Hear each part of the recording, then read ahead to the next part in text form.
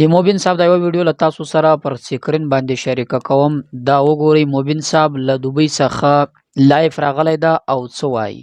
موبین صاحب ولې له افغانستان څخه تللی ده، د دې په هکله باندې ټول د هغه خلکو راز افشا کړی چې څوک دروغ وایي یا هغه څوک چې حقیقت وایي د هغه په هکله باندې څنګه غږېدلی. راځئ تر هر څه له مخه د موبین صاحب دا مرکه وګورو.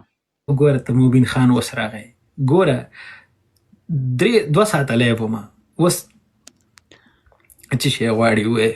خو دوبۍ ته تللی موږ خبر یو، که د طالبانو خلاف غږېږي چې پورته دې کړم، که نه غږېږي ولاکه دې پورته کړم.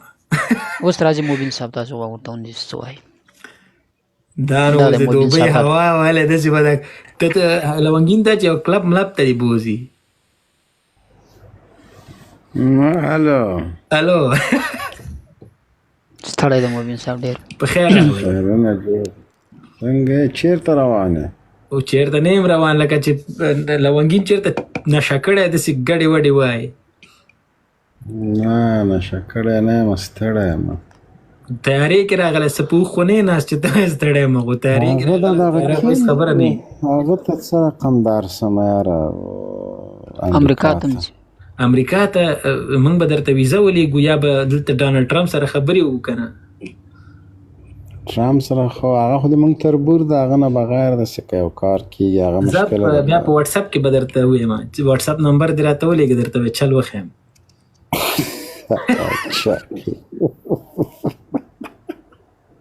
دا تر پایه څه وګورئ به مرکه ښکار تر هلته پایه. به یو جای لایف راځو اکزیټ باندې به غږېږي.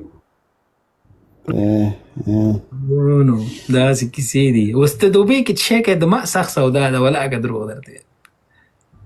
والا تاسو خو چې د ما په ګیمونو پوهېږئ سپین ږیري به یاستئ. نه اوس دلته ډېر چالاکه دوه ده. تحلیله وجود لري. یو چې تله خپله کاروبار په حساب باندې او چکر مکر وهي او بیرته ځي. دویم تحلیل دا ده چې دلته به یې او میډیا ته به کش ورکړي. والا نو که میډیا ته کاش ورکړم هم څه مو له لاسه نه کېږي. ډېرو میډیا ته کاش ورکړی ده، او که کاروبار کوم نو هغه خو مې خپل حق ده، څوک مې له کاروباره نسي منې کولی. او افغانستان مې وطن ده، بالکل د چا پلار مې ترې شړلی نه شي. پوه شولې؟ 100%. ځکه د ما پلار معلوم ده، نیکه مې معلوم ده، زه څه داسې ګمنامه څوک نه یم چې څوک مې ونه پېژني. یا هغه فارم مې په دې دلالت کوي چې پوخ کوچی یم. پوه شوې؟ موږ ټول پښتانه کوچي نو یو. دا خبرې دي. راغلی یم اسیبه وروره لږ مریض یم، نو ځم یو هفته دلته یم، بیا هندوستان ته ځم. څنګه ناروغ یې؟ دا خو ته غوړ کوچ مچ دی ویلی، زړه پیپونه دې خپل بند کړي په خدای. نه د ما تقریبا 2012 کال نه د زړه تکلیف ما سپرینګ تیر کړی 2 واره. نو اوس الله دې شفا ورکړي. موبین صاحب ته دعا وکړئ الله دې شفا ورکړي. مکمل هر څه مې ستره شارټ هستي دي. ده پوه یقیني. شولې؟ بس سره له دې چې زه خو طالبان د دعا نه کوم، خو تا ته دعا ځکه کوم انډیوال مې، او د ما دعا ګوره د مخې قبلېږي. صحیح ده. یاره تا دعا خو بیخي د ما په کار نه دی وکړه. دا اول کس دی چې دعا نه غواړي. د مسافر 14 کاله مسافر یم. صریح حدیث دی چې د مسافر د مظلوم او د یتیم دعا په خپله زم قبلېږي. مسافر یم، زم مسافر یم. د مسافر دوبۍ مسافري چا به مسافرۍ کې حساب کړی ده چې دغسې لاړ یم ټول افغانستان ته غورځېږي. د دوبۍ مسافري چا په مسافرۍ کې حساب کړی؟ ولې دوبۍ تا ته څه ښار نه ښکاري؟ 3 ساعته 4 ساعته فلایټ د دغه ځینه وګوره 22 ساعته افغانستان ته. تیارې نو موږ خو پیاده ورته حسابو، پیاده خو 5 میاشتې مزال ده. نو بیا که د روژې میاشت وی، روژه به دې ورته خوړلې. روژې خو که مسافر یم که نه یم خوړلی سم، هغه خو څه مشکل نه لري. هغه مې له رب سره معامله ده. بالکل بالکل. مقصد قلیل ممدل ته رسېغلی، غو خدای مې د منافقت وساتي، عملته د نور کې حساب کتاب سره کې خپل افغان قلیل سره مغید لنجه و هغه په دوبۍ کې. هغه به میدانوي ته راسي، هېڅ ارامچکې هغه ونه. بس خوښه د مقصد عمل ته دي. دا دوبۍ والا هغه چې ډېر ټیک ټاکران لونګین هم هملته و، همغلته یې راګیر که. لونګین خو توبه وویستل، هغه خو معیار ده. هغه خو له جمهوریت نه موږ ته غلیمات کې پاتې سوی ده. پوه شوې؟ غنیمت کې نه راځي، خو امانو کې راځي. نه کلمات کې موږ ته پات شوی طرفه یې وګورئ د مبین صدام نه مرکه غلامانو کې حسابېږي حاج، اوس تاسې ته مجبور ده چې وغږېږي همدغسې. غلامانو کې تاسو حسابېږي کلمات ته. نه زه خو آزاد ګرځم، دا څه وایي؟ خیر انشاءالله لاند وخت کې به کار شي. ښه دا اګزیټ باندې مې پوه که زه پوه نه شولم دا څه بیا کیسه ده؟ اګزیټ د اګزیټ امتحان په افغانستان کې د هغو محصلینو نه که نه چې د طب له پوهنځي فارغه دي او دوی کجنوکۍ دي که هلکانې، دوی بیا دغه د اګزیټ امتحان ورکوي. د امتحان وروسته دوی یوه نتیجه اخلي، یو نمرې دي، یو معیار ده، هغه به دوی پوره کوي. بیا دوی کولی شي چې د خپلو نورو زده کړو دپاره دوی مخ ته لاړ شي. که چیرې ته د اګزیټ امتحان ورنه کړې ته بیا نسې کولی. دې سکل د اګزیټ په امتحان کې یوازې هلکانو ته اجازه شته، جنکو ته نشته. اوس دا بل نو دا به آخر څه کېږي؟ دغه حال ده. نو څوک د دې ولس ته خو خدای پې خلک نازله کړي دي او دغسې کله مکتبونه بند کله یو شی. نن دا داسې موضوع دی مبین صاحب چې دې کې نه پیسې دي، نه طرحه غواړي، نه کوم بله موضوع ده، خو د امتحان صحنه ده. وروره خویندې د وطن راځي هلته امتحان ورکوي، هېڅ کومه بله خبره نشته. هغه دا یې پرې بند کړل. یعنې دا خو وچ کلک د علم سره دښمني ښودل دي. والا څه ووایم نو دې غټو کارو کې زه ډېرې ګوتې نه وهم. مبین صاحب دې کارو کې تجربه نه یو لري. شی درته وایم ښه،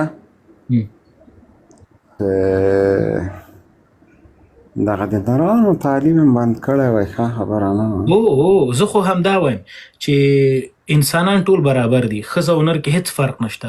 که په ښځو تعلیم بندوي باید، زما خو د وطن د ځوانانو هم هیله دا ده چې دوی هم دې مکتبونه ټول پرېږدي، پوهنتونونه دې پرېږدي، چې ښځې موږ خویندې نه پرېږدي، موږ هم نه ځو. نو دا خو ظلم دی د دوی په حق کې، او دا ورونه په واقعیت کې خپل د بس هغه خویندې یو په نیم حق کې پروا ظلم لرم. کوي چې دوی مکتب ته پوهنتون ته ځي.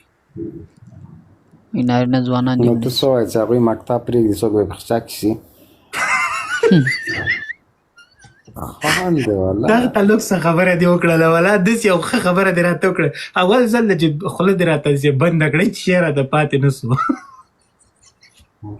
نه هېڅ شی هم نه سو. چې وایي مبین صاحب په خبرو کې ډېر داسې څه پراته دي که سړی سوچ او فکر وباندې. موږ چې ماشومتوب کې بلکې په قهر سو که نه، کور کې ډوډۍ نه خورم، بیا به راته هغه ورونه خو پوهېدل وایي مې خوره، بیا به دوه بجې د شپې وږي پر ځای کې ناست ویښ خوب به نه راتله، بیا به مور ته ژړل چې خیر دی ومړې ډوډۍ راکړه. که دا هلکان وایي موږ نه موږ ځو. بیا شیروانه به م قار وکړه، پوه شولې؟ د یتیم هم پلار ورتېلی وایي غوښه ورته پرې نه ږدئ، دغسې قار یې کړی ده. شیروا نه خورې، غوښه خورې، پوه شولې؟ نو والا زه خپله ګنګس یم، ګنګس لار رانه ورکه ده. څه وایي ورور؟ دغه خبرې سړی دردېږي، ځورېږي، که ویې نه وایې الله دې رحم وکړي، الله دې خدای دې وکړي چې په دغه رقم باندې یاره څه ووایم. خو دا اوس زه دوبۍ کې یم، ښه زه راغلی مریض یم. کاشکې ما په افغانستان کې یو ډاکټر درلودلی چې د ما علاج یې کړی وای، د ما به دوبۍ ته دومره لرې ځای ته زرګونه د باندې نه مصرفېده. دویمه خبره دا خپل بچي به مې راسره و، که مې ګلخدان وای که مې کېدله په کار څه و، اسوره به مې د هغوی سره و. یعنې زه ډېر دې ته نه یم پریشانه چې پیسې ځي، پیسې بیا هم پیدا کېږي. زه وایم که همدغه اپریشن کې له کوره په پښو راغلم ژوندی او بېرته مې مړی لاړ شي، دا هم امکان لري که نه. ځکه هلته خو تا نه دستخط اخلي چې دا وروره موږ عملیات کوو، که مړ سو مړ سو، که پات سو پات سو. و بیا خپله ذمهواري خلاص وي. دویمه خبره دا ده چې زه دلته وګرځېدم، ومې لیده. ما نن د سهار منځ په یو جومات کې کړی، د ماسپښین مې بل کې کړی، د مازدیګر مې بل کې کړی، د ماښام منځ په لاره باندې و، په موټر کې مې وکړه، او د ماخستان جمع افغانانو ډوډۍ کړې وه، بس مانځه ته لاړلو. دا هر جومات کې مونځ هم کېده او څنګ کې. یعنې موږ دغسې نه غواړو، داسې نه غواړو په افغانستان کې. دا د موږ خویندې په حجاب کې، په پرده کې، په موټر کې له محرم سره هر رقم نظام هر څه ترتیب ورته جوړولی شي. خو تاسو باور خدای وکړئ چې د دنیا مسلمانان او کفار راځي دلته سرمایه ګزاري هم کوي، انویسټمنټ هم کوي. نن ماته یو چا خبره کوله چې دلته 3000 کوره جوړ سو، 3000 کوره، نه 1000 9,000 کوره جوړ سوي دي. اخرنی چاته لا خلاص نه ده، له لاندې تر بره دا ټول کورونه خرڅ سوي دي. 9,000 کوره راسته په افغانستان کې ولاکه په 9,000 کالو کې خرڅ کړي. برج خلیفه ته بوزي، قیمت دي ټیکټونه خو خیر یو چکر باید ولاړ سي. نه برج خلیفه ته هم لاړلم خو هلته نه لرې نه یې مه ګوره، دننه ورسئ، دننه وګرځه پکې کور ته ورسه. دننه لاړلم هغه نو ډېر ښه جوړه ده. 15,000 چاته د څومره اعمال ته لاړلم، اسلامي امارات بیرغ مې داسې پکې وخوځوه همدغه موږ ته پاتې دي. دلته زه هم کله کله په سړکونو باندې خوځوم. پټ مې وره په ویډیو مې ترې وکړه داسې لاړلم نشروه مې ښه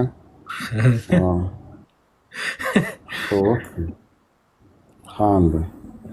نو نوی کال هم را روان ده، خبرې که زه دلته ومه سخت بد حال به یو ته خو به ته خو به چې ورته وایي د کرسمس هلته ولمانځئ نو ښه داسې ټایټ لمانځل کېږي. کرسمس ته ولمانځه، زه به د سیل کوم خو دواړې لمانځو. دې کې څه خبره ده؟ نه ته راسه، ته دلته کار مې دی د سره هره ورکې کړ همداسې بیا بایک کې ما د سره بوز امریکا چې درسم اول ته همغه د کچالانو کې سره یاد زه چې تا اوس ګورم ما ته کچالانو کې سره یاد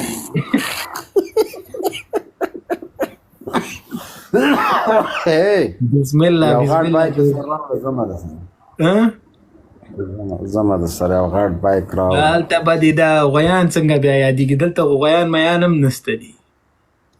غویان ټول حلالومه خیراتوي داسې داسې یې زړل نن راپسې خدای چا به واښه ورکړي که نه والله تا هم ښه مصروفیت ده په خدای. زه داسې دې ته حیران یم چې چا به لوشلي شیدې به یې څڅوي، چا به خوړلي، بیخي داسې شترمرغانو راپسې. دوستانو د موبین صاحب دا ویډیو مې له تاسو سره شریکه کړه. په دې کې مطلب او غرض همدا و چې موبین صاحب په هکله باندې چې ډېر داسې څه دي مثلا هغه حقیقت نه لري، څوک وایي په یو نامه تللی، څوک وایي بل نامه تللی. په تېره ویډیو کې ما له تاسو سره شریک کړو. خو اصل دا د نن تاسو د موبین صاحب له خولې خپله واورېدو چې موبین صاحب وایي زه دوبۍ ته راغلی یم، له دوبۍ څخه بیا د هند د ویزا ترلاسه کوم، بیا هلته ځم د علاج لپاره، ځکه چې هندوستان کې ډېر ښه ډاکټران شته، مشهور ډاکټران شته د علاج لپاره. په هندوستان کې ډېر ښه بهترین علاج کوي، بیا خاص کر د افغانانو پر افغاني پاسپورټ، پر افغاني افغانستان څخه چې د افغانستان پاسپورټ دی هندوستان ته ځي، ډېر قدر دی کېږي، ډېر عزت دی کېږي، ځکه چې هندوستان او افغانستان له وخته سره دوستانه اړیکې لري. او دا یاد هم ساتئ چې افغانانو پر هندوانو پر هندوستانانو باندې څو کاله بادشي کړې ده، نو ځکه چې هغه وجه هم کېدلی شي به طور غلامان یې هغه استعمال کړي هم دي افغانان، ځکه چې پر نړۍ مثلا داسې یو هېواد چې پر انګریزانو پر هندوستانو باندې داسې یو وخت و چې افغانانو بادشاهي ورباندې کوله. او دغسې د افغانستان په هکله باندې که وغږېږو، له افغانستان سره هندوستان ښې اړیکې لري، په تېر حکومت کې هم سره درلودې، هلته خو بیخي زیاتې اړیکې درلودې، خو له اوسني نظام له طالبانو سره چې د طالبانو حکومت پر افغانستان باندې قائم ده، پر دغه سره هم د هندوستان ښې اړیکې لري او ښه د کاروبار له لارې مثلا تجارت له لارې چې اوس ورسېږي، دا کاروبار تجارت هر څه ورسره کوي، خو دغه بدقسمتي ده چې مثلا د دوی تر مابین بارډر نشته، نو هغه هم د چابهار بندر له لارې چې د ایران له لارې یا فلغه لار باندې ځي چې څه اړي، یا د پاکستان له لارې چې کوم تجاران و هندوستان ته څه اړی و بار باندې تاسو لیدلی دي چې عباس ستانکزي ویل دي چې پر دې لار باندې زموږ افغان تجارانو ته ستونزې کېږي، یا دغه مثلا پر دې مالونو باندې ټکسونه زیات دي. نو موږ کوشش کوو چې بله لار له پاکستان او هاخوا بله لار و هندوستان ته برابره کړو، د افغانستان د تجارت لپاره، د افغان تجارانو لپاره، یا د افغانستان و د هندوستان په مابین کې د ښو اړیکو لپاره. او دغه رقم څو ورځې مخکې هم د پاسپورټ له لارې باندې هم د ویزې له لارې هم دوی تر مابین راشه درشه او هغه څه چې و مخکې بند و هغه هم خلاص کړل سو. نو مطلب مې دا و دوستانو چې موبین هیڅ داسې مثلا افغانستان څخه د عمر ابدي لپاره نه ده تللی او نه له افغانستان څخه ځي او نه دا څوک حق لري چې موبین صاحب فیس واخلي او نه موبین صاحب دا زړه ښه کوي نه خوشحاله کېږي و دې ته چې له افغانستان څخه بل یو هېواد د ما لپاره د خوشحالي سبب وګرځېږي یا زه د هغه له هغې کې واوسم افغانستان پرېږدم، هېڅکله موبین دې ته تیار نه ده. خو په دې خاطر باندې چې د زړه یو بیماري لري ټول په شریکه دعا ورته وکړي چې الله پاک جل جلاله مبین صاحب ته شفای کامله عاجله صریحه ور نصیب کړي. یقیني ستره هستي ده، په ډیر سخت وخت کې یا د امارت ملاتړ کړی ده، په ډیر سخت وخت کې یا د افغانستان د ولس ملاتړ کړی ده، په ډیر سخت وخت کې د مظلوم ملاتړ کړی ده. الله تعالی دې داسې خلک ژوندي لري، الله تعالی دې کامیاب لري، الله پاک جل جلاله دې جنرال مبین خان صاحب ته شفای کامله ور نصیب